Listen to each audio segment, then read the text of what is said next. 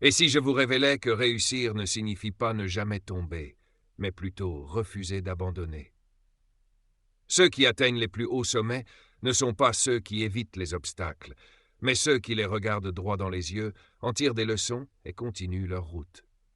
La réussite n'est pas une ligne d'arrivée, c'est un processus continu. Et ce qui permet d'y accéder, ce n'est pas l'excellence, mais la détermination. Posez-vous cette question. Pourquoi certains rebondissent-ils après chaque coup dur, tandis que d'autres restent figés? Pourquoi certains transforment les défaites en tremplin, alors que d'autres jettent l'éponge dès la première difficulté? Ce qui fait la différence, ce ne sont ni le QI, ni les moyens, ni même les occasions. C'est la capacité à persévérer, à rester discipliné et à percevoir chaque obstacle comme une chance de s'élever. Aujourd'hui, je vous invite à un voyage. Un chemin de transformation où vous découvrirez les leviers puissants qui font de vous quelqu'un qui attire naturellement la réussite. Qu'il s'agisse de forger un esprit ouvert à la croissance, de bâtir une rigueur inébranlable, de s'entourer des bonnes personnes, ou d'unir passion et mission de vie, ce discours est une véritable carte pour transformer votre existence. Restez avec moi durant les prochaines minutes, pendant que je vous partage des récits de figures marquantes qui ont suivi cette route avant vous, des étapes concrètes à mettre en œuvre dès aujourd'hui, ainsi que les changements mentaux à adopter pour libérer tout votre potentiel. À la fin de cette session, vous ne saurez pas seulement ce qu'il faut pour réussir, vous vous sentirez prêt à faire le premier pas vers celui ou celle que vous êtes destiné à devenir. Le succès n'arrive pas d'un seul coup. Il ne résulte pas d'une action spectaculaire ou d'un moment de gloire isolé.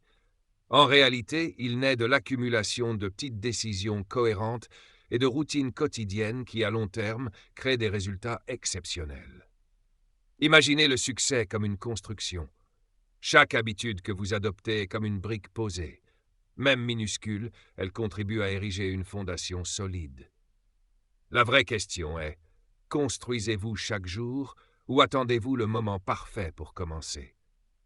Prenez l'exemple de Benjamin Franklin, l'un des esprits les plus influents de son époque. Il n'est pas né dans l'aisance, ni dans un environnement privilégié. Ce qui le distinguait, c'était sa capacité à capitaliser sur ses habitudes. Il s'imposait une discipline rigoureuse, intégrant dans son emploi du temps pour apprendre, méditer et se développer. Ce n'était pas la motivation qui le guidait, mais sa constance. Grâce à ses efforts réguliers, écrire, étudier, créer des liens, il est devenu un homme aux multiples talents, auteur reconnu, inventeur, diplomate et figure fondatrice des États-Unis. Son histoire démontre que ce ne sont pas les grandes réussites qui font la différence, mais la régularité. Vos habitudes sont le reflet de votre identité. Elles influencent vos pensées, vos gestes et, inévitablement, votre avenir. Pour attirer la réussite, vous devez d'abord incarner la personne qui la mérite. Cela signifie mettre en place des routines alignées avec vos aspirations. Par exemple, si votre souhait est d'améliorer votre santé, commencez simplement par boire davantage d'eau ou marcher 20 minutes par jour. Si votre but est d'enrichir vos connaissances, engagez-vous à lire 10 pages chaque soir. Ces gestes peuvent sembler insignifiants, mais leur pouvoir se révèle avec le temps. Le plus grand défi? Tenir dans la durée. La vie est remplie de distractions, la motivation fluctue et les imprévus ne manquent jamais. Mais voici le secret. Vous n'avez pas besoin d'être parfait. Il suffit de vous présenter, même les jours où l'envie manque. Faire un pas aussi petit soit-il reste une avancée, et chaque avancée vous rapproche de votre but. Alors, quelle habitude allez-vous instaurer dès aujourd'hui? Nul besoin qu'elle soit spectaculaire. L'important, c'est qu'elle vous rapproche de vos objectifs. Choisissez une action simple, mais significative. Puis engagez-vous à la répéter jour après jour. Rappelez-vous que la réussite ne réside pas dans les exploits ponctuels, mais dans les petits pas constants. En cultivant ces habitudes, vous commencerez à sentir un changement en vous. Plus de confiance, une sensation de contrôle et un sentiment d'harmonie avec votre vision de vie. Et avant même de vous en rendre compte, la réussite ne sera plus un objectif lointain à poursuivre, mais une réalité que vous vivez au quotidien. Tout commence par une première action. Faites-la aujourd'hui. Et si je vous disais que ce n'est ni votre intelligence, ni votre talent, ni même vos ressources qui déterminent votre réussite, mais votre façon de penser. Ce n'est pas ce que vous savez, mais comment vous percevez les épreuves, les échecs et les possibilités qui façonnent votre avenir.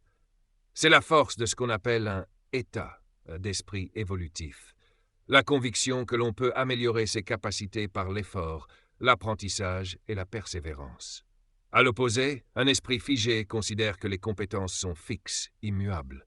Mais un esprit tourné vers la croissance voit dans chaque échec une occasion d'apprendre, pas une fin de parcours. Prenons Thomas Edison, l'un des plus brillants inventeurs de tous les temps. Le chemin vers l'ampoule électrique ne s'est pas fait sans peine. Il a connu des milliers d'échecs. Pourtant, pour lui, il ne s'agissait pas d'échecs au sens classique. Il disait « Je n'ai pas échoué. J'ai simplement découvert 10 000 méthodes qui ne marchaient pas. » C'est cette perspective qui l'a conduit à son génie. Il apprenait de chaque tentative. Le parcours d'Edison montre que réussir, ce n'est pas éviter l'échec, mais savoir l'accueillir et le transformer. Alors, comment adopter cet état d'esprit? Tout commence par la manière dont vous formulez vos pensées. Au lieu de dire « je ne peux pas faire ça », ajoutez simplement le mot « encore ». Cela change tout. Cela indique que vous êtes en chemin, pas bloqué. Cela vous rappelle que tout progrès est un processus, pas un instant magique. Un autre élément clé de cette mentalité, c'est d'accepter l'inconfort. La croissance ne se produit jamais dans le confort. Quand vous osez essayer, prendre des risques, sortir de vos repères, vous développez une force mentale indispensable. C'est comme un entraînement. Vous ne courez pas un marathon d'un coup, vous commencez petit, puis vous augmentez. Chaque étape vous rend plus fort. Ce principe s'applique aussi à votre esprit. Chaque fois que vous vous confrontez à un défi ou que vous apprenez une nouvelle compétence, vous étirez votre potentiel.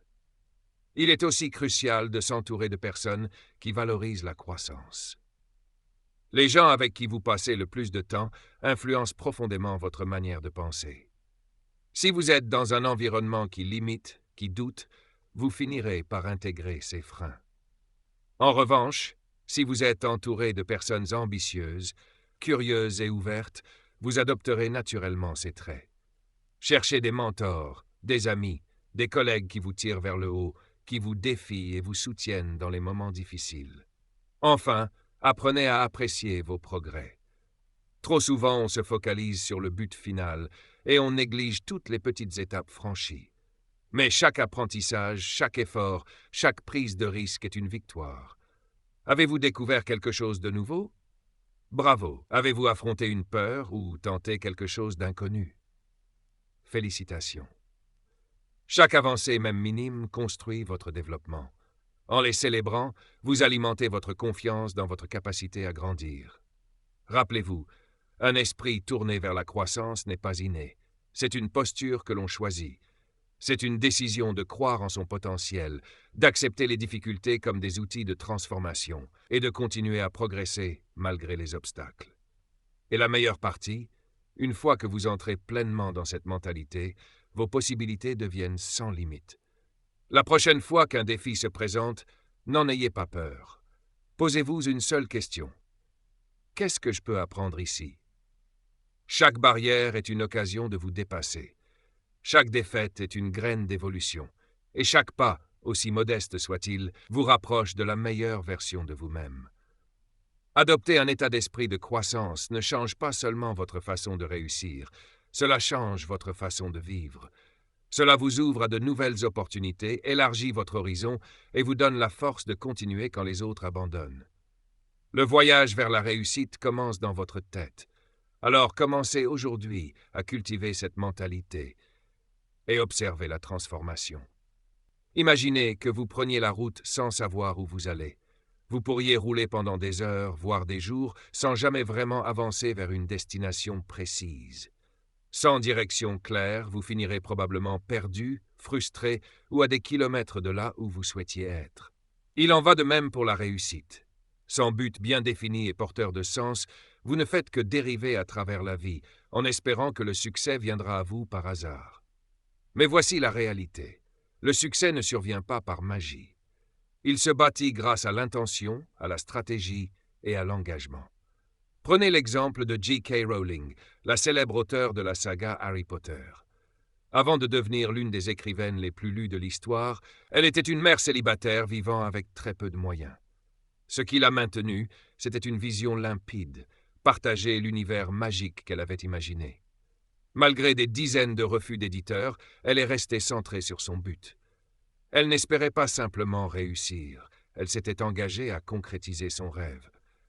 Son histoire prouve qu'un objectif clair devient une force magnétique qui vous attire vers l'avant, même dans l'adversité. Alors, comment définir des objectifs qui vous propulsent vraiment? La première étape est la précision. Des intentions vagues comme « je veux réussir » ou « je veux être riche » manquent de direction. Qu'est-ce que la réussite signifie pour vous? Est-ce créer votre propre activité? Écrire un livre? Atteindre la liberté financière? Plus votre but est spécifique, plus il est facile de tracer un plan pour y parvenir. C'est là que la méthode SMART entre en jeu. Un objectif SMART est spécifique, mesurable, atteignable, pertinent et temporellement défini. Par exemple, au lieu de dire « je veux être en meilleure forme », reformulez « je vais perdre 5 kilos en 3 mois en faisant du sport 4 fois par semaine et en mangeant équilibré ». Cette clarté vous offre une cible concrète et un plan d'action. Un autre principe puissant est de planifier en remontant depuis votre objectif final. Demandez-vous « que dois-je accomplir dans 1 an pour y arriver ?» et dans 6 mois, puis dans 1 mois. En divisant votre but en étapes plus modestes, il devient plus abordable et moins intimidant. De plus, cela vous permet de célébrer chaque progrès, ce qui entretient la motivation. Cependant, fixer un objectif ne suffit pas. L'action est essentielle. Un objectif sans passage à l'acte reste un rêve. Ce qui différencie ceux qui atteignent leur but de ceux qui échouent, c'est la mise en mouvement. Cela implique d'agir même sans envie, de poser des gestes quotidiens qui construisent votre vision. Prenez Henry Ford, le fondateur de Ford Motor Company. Il ne s'est pas contenté d'imaginer l'automobile accessible à tous, il a agi. Même quand on doutait de lui, il a persévéré jusqu'à transformer une idée ambitieuse en réalité, bouleversant ainsi toute une industrie. Il est également crucial de rester adaptable. Les plans changent, des embûches surgissent et rien ne se déroule exactement comme prévu. Mais ce n'est pas une raison pour abandonner vos rêves. Parfois, il faut simplement ajuster le cap. Peut-être que vous devrez apprendre une nouvelle compétence, trouver un mentor ou modifier votre stratégie. L'essentiel, c'est de ne jamais cesser d'avancer. Enfin, assurez-vous que vos objectifs résonnent avec votre mission de vie. Un but déconnecté de vos valeurs est comme un bateau sans gouvernail. Il flotte, mais ne va nulle part d'important. Demandez-vous, pourquoi ce but compte-t-il pour moi? En quoi s'aligne-t-il avec ce qui m'anime profondément? Lorsqu'un objectif naît d'un sens plus profond, il devient bien plus qu'une cible à atteindre. Il devient un moteur intérieur. En fin de compte, se fixer des objectifs clairs et inspirants est la première étape pour bâtir la vie de vos rêves. Cela vous donne une direction, une intention et un plan. Mais n'oubliez pas, le vrai pouvoir, ce n'est pas dans l'objectif lui-même, c'est dans votre décision de passer à l'action. Alors, quel est votre but aujourd'hui? Quelle est cette chose que vous souhaitez accomplir plus que tout? Notez-la, décrivez-la avec précision, fractionnez-la en étapes réalisables, puis surtout, faites le premier pas. Car le chemin vers la réussite commence toujours par un objectif profondément motivant.